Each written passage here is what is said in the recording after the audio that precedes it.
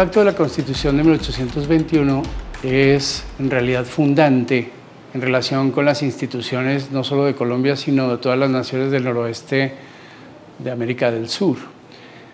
Es el conjunto de principios sobre los cuales habría de funcionar un Estado cuya versatilidad y cuyas capacidades de expansión el propio Bolívar y el propio Santander no imaginaban entonces.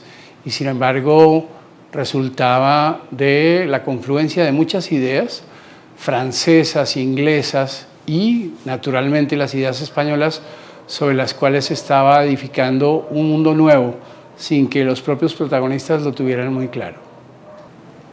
La base fundamental son los principios constitucionales. Una nación no se va forjando sino sobre una base que implica la confluencia de ideas y su traducción a las realidades que estaba viviendo lo que hoy llamamos Colombia a comienzos del siglo XIX.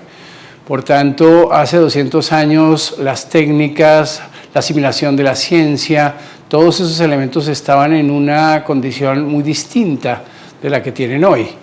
Y la separación de poderes, la perspectiva del respeto de las libertades, una gran cantidad de ideas que hoy nos parecen muy corrientes, eran innovadoras y, digámoslo así, riesgosas.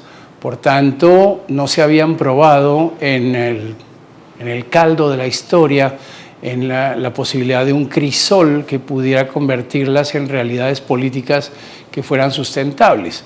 Por eso han sufrido cambios y, sin embargo, de manera extraordinaria, los principios constitucionales se han mantenido. Pues es muy interesante que individuos venezolanos que caracterizaban, digamos, el pensamiento ilustrado de finales del siglo XVIII, como Antonio José Caro y Pedro Gual, tuvieran una impronta tan poderosa en lo que después sería el pensamiento de Bolívar e incluso el pensamiento de Santander. ¿Por qué? Simplemente porque en el nuevo Reino de Granada esas ideas no circulaban con la misma velocidad ni con la misma fuerza con la que lo hicieron entre los mantuanos de Caracas y en muchos otros ámbitos de lo que podemos llamar el mundo caribeño.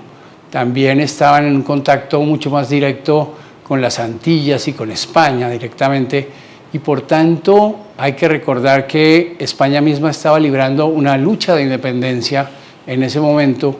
Cuando nacen estas ideas, pues se expanden a América con una especie de mágica naturalidad. En América Latina no había todavía una experiencia de asimilación de ideas, no solo filosóficas, sino desde la perspectiva de su traducción al derecho y a lo que podemos llamar la ciencia del gobierno.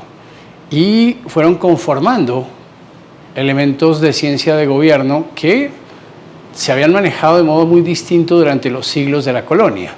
En verdad, había teóricos y grandes teóricos que manejaban, por ejemplo, ideas clásicas como las de Vitoria y otros teóricos muy importantes que habían influido desde el siglo XVI en lo que sería el derecho y la conformación de las leyes en las Indias. Contrastando con eso, y no siempre de manera fácil, a veces muy contradictoria, llegaban las famosas ideas de los afrancesados. Los más famosos de ellos, Pablo de Olavide y Francisco de Miranda.